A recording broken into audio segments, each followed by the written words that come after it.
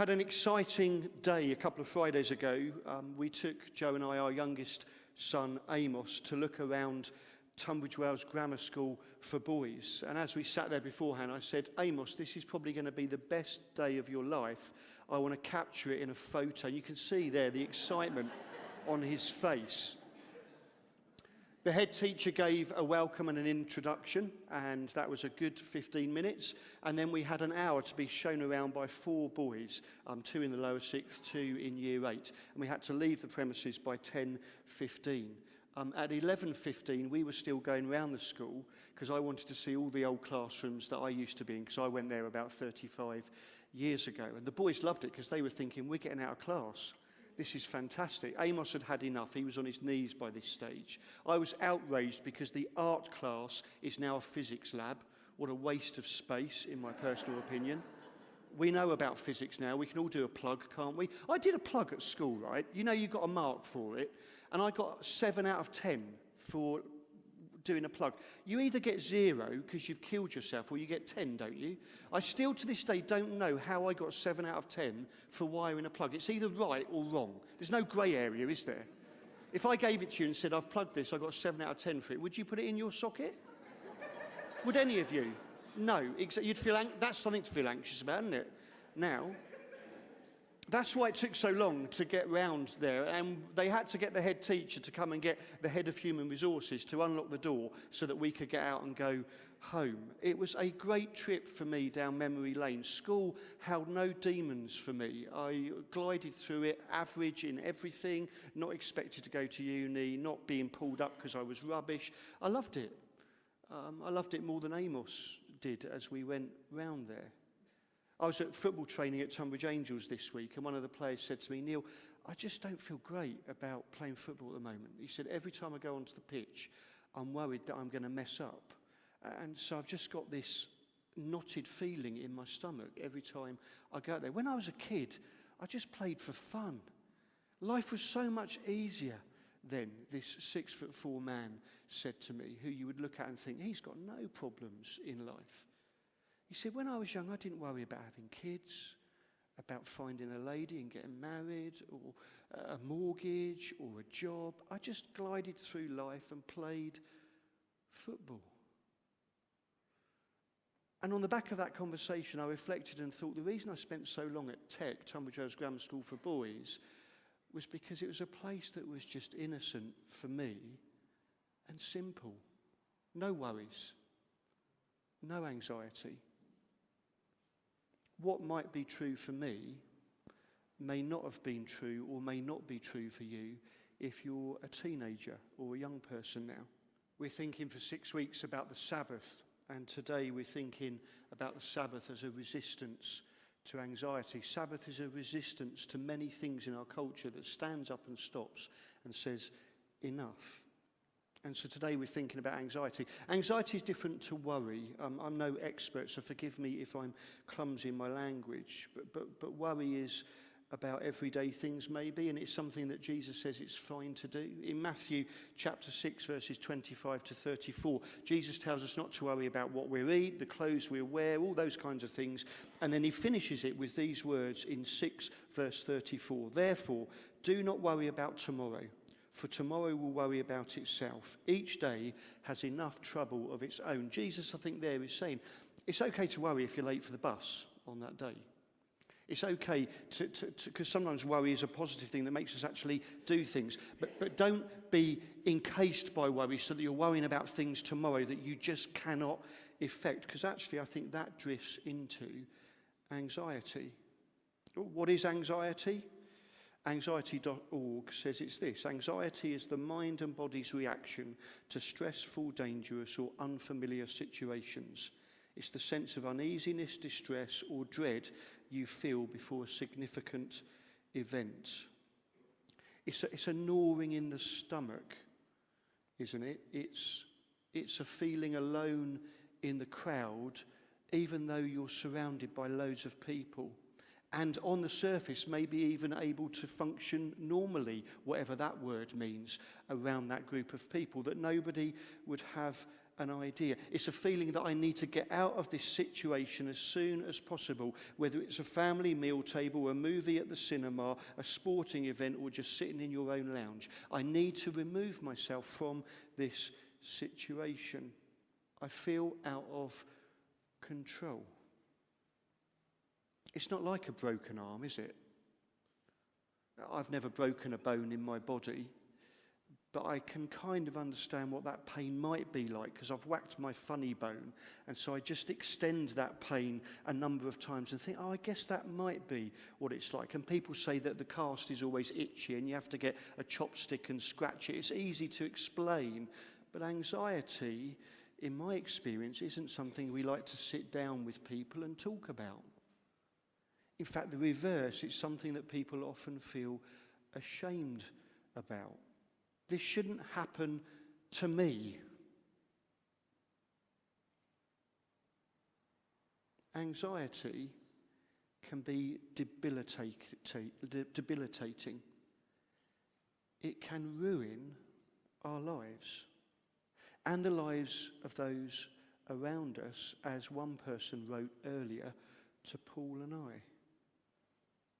As I was preparing this talk, I went round on Wednesday the church's building in the day, and I just asked people what they think we should be anxious about or might be anxious about at the moment. I went into where some old ladies were playing badminton. I say playing, I use that term generously. They seem to spend more time sat on their chairs talking with each other over a cup of tea than playing badminton. I went into where the lunch club, where the day centre meal was being prepared, as apples were cut and potatoes were chopped, and I asked them, and I went into where the youth and children's workers were working, and I asked them what they should do. I came up to the front here and asked in the admin section, I asked people that were helping with the food bank, what are things that we should feel anxious about? And this was before the government fell absolutely apart. I mean, what is going on there?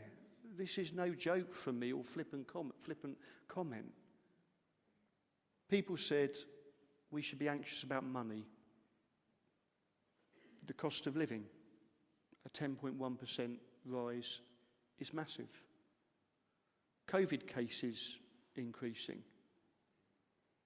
University applications, 11 plus results. Ukraine war. Energy prices. Bus strikes. Train strikes. And when there's a train strike, it ripples on to the next day, doesn't it? So, oh, we haven't got as many running today because we didn't have any yesterday. Political upheaval. Just general uncertainty. The fuel crisis. Global warming. One person just looked at me and shrugged and went, where do I start? We live in a time where if we are someone who is wired to struggle with our anxiety, that there are many things there that could cause it for us.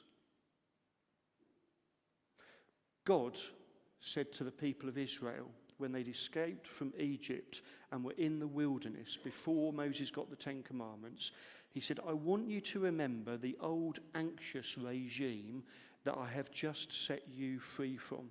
In Exodus 19 verse 4, God says, you yourselves have seen what I did in Egypt and how I carried you on eagle's wings and brought you to myself.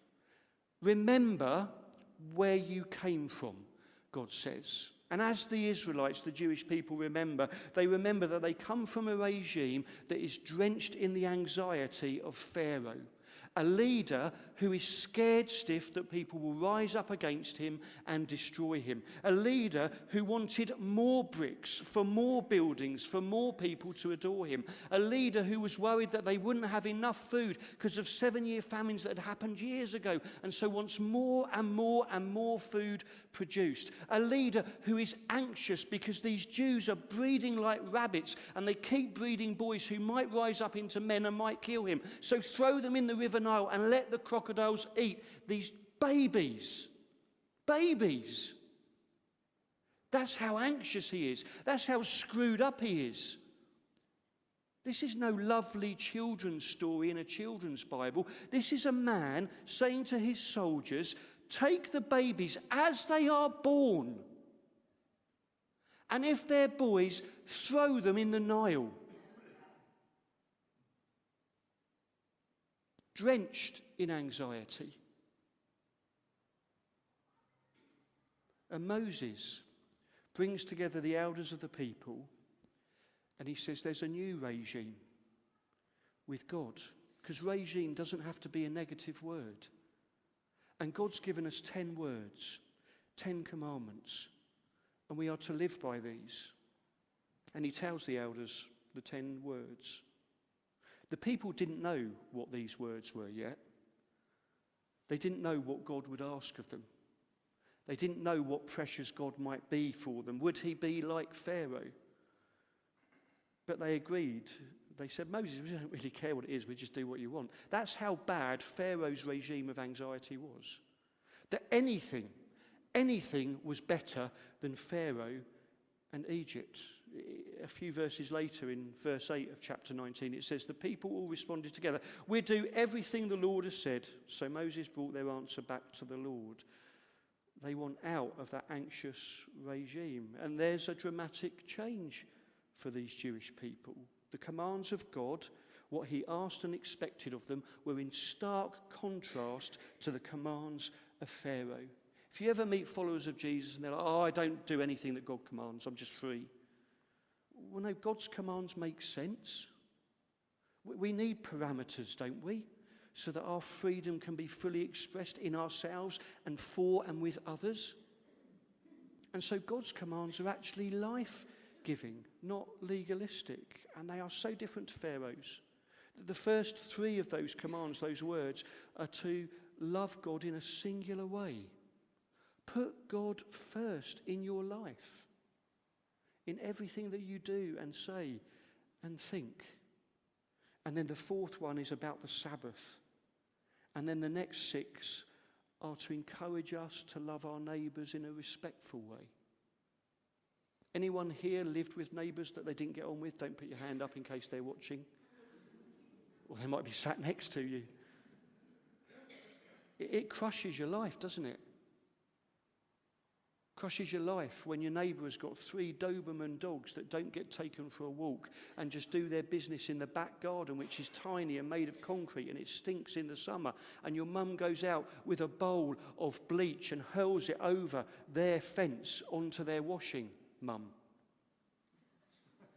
Not your finest moment. But we were angry.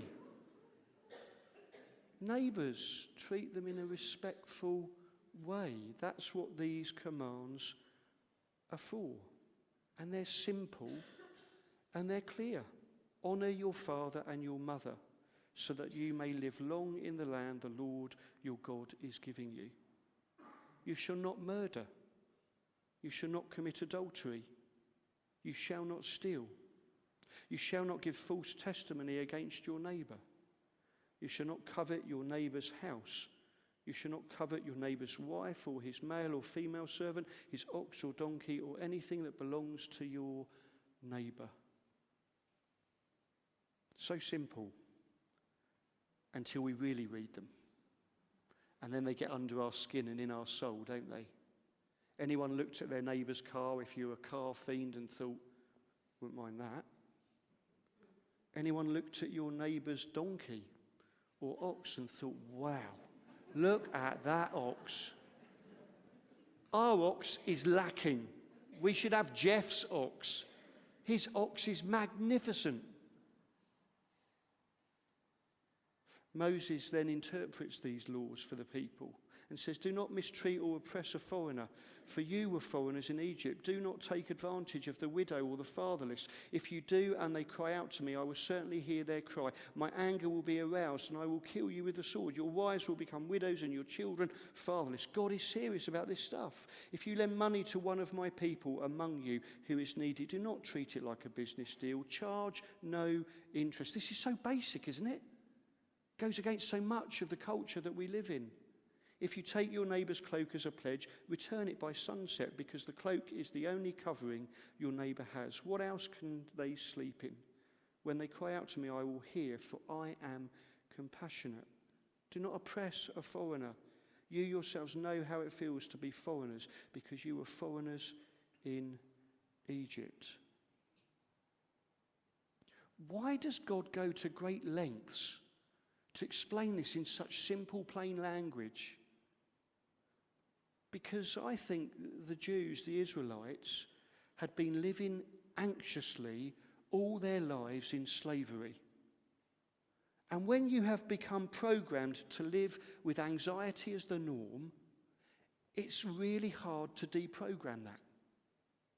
And so we have lived around these people that could take our children, our baby boys, and throw them in the River Nile and kill them. We've lived around these people that could whip us because we're not building bricks with the straw we haven't got quickly enough. We live around these people that can take the food from our tables and put it on their own if they haven't got enough. They have plenty of reasons to be anxious. And so we're wired that way. And are we any different? In a culture that is glued to our pads, looking at the latest news, thinking what else could go wrong? And so God says to the Jewish people, don't hoard food. Every day when it's there, the quails and the manna, pick it up and eat it. To begin with, you know, they hoard it, don't they? Well, if it might not come tomorrow, God might not be true to his word. Let's get loads. And then they've got all these dead, manky quails and all this manna that looks like kind of shreddies that have been left in gone-off milk for months. And God's saying, trust me. When I say get food today for today, get food today for today. Apart from when Sabbath comes, then get 2 lots. And that won't go mouldy. I wonder if the quails on that day thought, you know, we're doing all right. We haven't been killed. Every other quail has been killed on the day that it died. Friday, Trevor, Brian, Keith, they got killed. We didn't get killed. Maybe they like us. Maybe we're going to be pets. No, you're Sabbath quails. We're what? Oh, no. Killed for the Sabbath. Don't hoard food. Don't use every hour to make bricks. Don't spend all your time working, because you'll never get to the end of your to-do list. And your job isn't the most important job in the world. And if you stop doing it tomorrow, they would find somebody else to do it in your place. How many Baptist ministers need to hear that? It's a good leveler for people like me in my line of work who are addicted to working 7 days a week because they think what they're doing is so important. If you lose the Baptist ministers or you lose the dustbin men, which would we complain about first? Because a lot of you could come and do what I'm doing now. You can speak, you can open scripture. Don't spend all your time with bricks, working every hour. Honour your parents. And for some of us that's tough, because our parents are horrible, or they're dead and they were horrible. And maybe we need to talk to somebody about that. Don't kill. And you know how Jesus ups the ante on that, don't you? Says even a bad thought is killing. Don't commit adultery. It's not good for anyone. Don't lie. Don't want the things that your neighbours have got. Because actually all of that just makes you anxious. If you murder, if you lie, if you covet, if you don't honour your parents, it just breeds an anxious person. Walter Brueggemann, whose book we're leaning into heavily for this series, says, how strange to use the most airtime at the mountain on the Sabbath command. The divine utterance must have come as a shock to the listening Israelites. There had been no Sabbath in Egypt, no work stoppage for Pharaoh, who worked day and night to stay atop the pyramid. There'd been no work stoppage for the slaves because they had to gather straw during their time off. No work stoppage for anybody in the Egyptian system because frantic productivity drove the entire system. And now Yahweh, that's the Old Testament title for God, nullifies that entire system of anxious production. There are limits to how much and how long slaves must produce bricks. There are limits to how much food Pharaoh can store and consume and administer. The limit is set by the weekly work pause that breaks the production cycle. And those who participate in it break the anxiety cycle. They are invited to awareness that life does not consist in frantic production and consumption that reduces everyone else to threat and competitor. And as the work stoppage permits a waning of anxiety, so energy is redeployed to the neighbourhood. The odd insistence of the God of Sinai is to counter anxious productivity with committed neighbourliness. The latter practice does not produce so much, but it creates an environment of security and respect and dignity that defines the human project. We should rest because it helps to a degree with anxiety. And I'm not talking over here about crippling medical anxiety that some of us experience or others experience around us. I'm talking about that gut-wrenching, I've got to do more, I've got to stay ahead of the game. Stop. Stop, says God. Why? Because God did. In Exodus it says, "For in 6 days the Lord made the heavens and the earth, the sea and all that is in them, and he rested on the seventh day. Therefore the Lord blessed the Sabbath day and made it holy." Brueggemann says God rested. God rested on the seventh day. God did not show up to do more. God absented God's self from the office. God did not come and check on creation in anxiety to be sure it was all working. God has complete confidence in the fruit-bearing, blessing-generating processes of creation that have been instituted. God exhibits no anxiety about the life-giving capacity of creation because God is not a workaholic. God is not a Pharaoh. God does not keep jacking up production schedules. To the contrary, God rests confident, serene, at peace. God rests, moreover, bestows on creatureliness a restfulness that contradicts the drivenness of the system of Pharaoh. God says rest. Grandparents, parents, aunties, uncles, great aunties, not so great uncles. Do you rest in front of your little ones and display that lack of anxiety to them? My father-in-law, Derek Hills, said to me on occasion, "I'm a stuffy old man, Neil. I always have been." I adored, and I mean adored, watching him play football with my children, because he would forget that he was in his early 70s. And no matter how much his wife told him to slow down, no matter how much his daughter, a trained physiotherapist, told him to ease up, he would whack that ball as hard as he could at a 7-year-old child trying to score. And then he'd pull up with his knee, "Oh!" And his daughter would say, "See?" Because it was a moment where work stopped.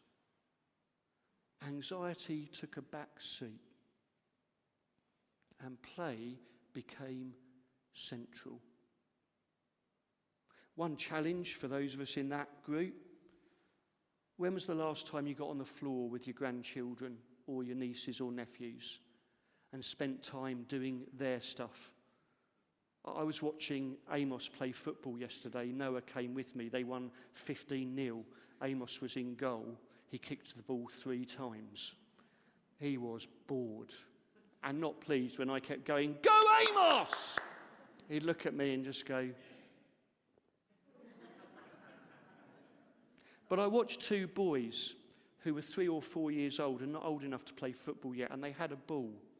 And one of them said, "Why don't you get the ball and kick it over there, and it will go through the magic cave, and then we can walk through the magic cave, and we can get the ball that's become a magic ball in the magic cave." But I kind of wish Amos was with them, actually. They're having far more fun.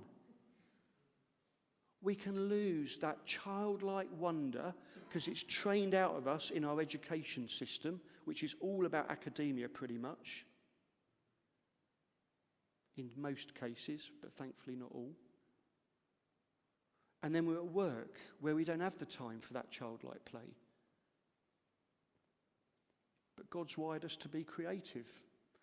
And so if we don't take Sabbath rest, where is the space? And so anxiety grows. We should rest because it's good for us. We should rest because God rested. We should rest because it's good for our neighbours that we actually stop. I said last week, and I'll echo it again, maybe you can't go from no rest to a whole day every week. Why not just this week think of one section of the week that you can have as rest? A morning, an afternoon or an evening in your week where you say, actually, we're going to down tools completely and we're going to rest. That day of rest is pray and play.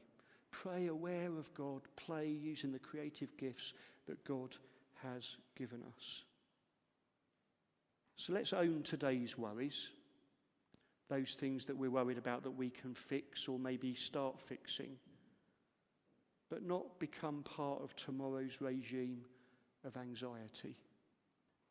Maybe, and it's a question I'm mulling over, taking that day's rest will lower the level of anxiety for some of us. Maybe all of us. Let's pray.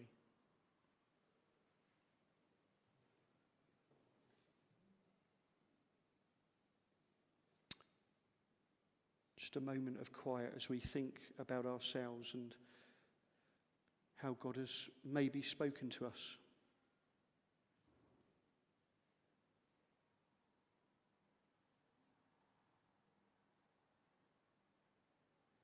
Jesus, we come to you and please help us with any anxiety that we battle with. If we need to talk to a counsellor, may we find the right person for us.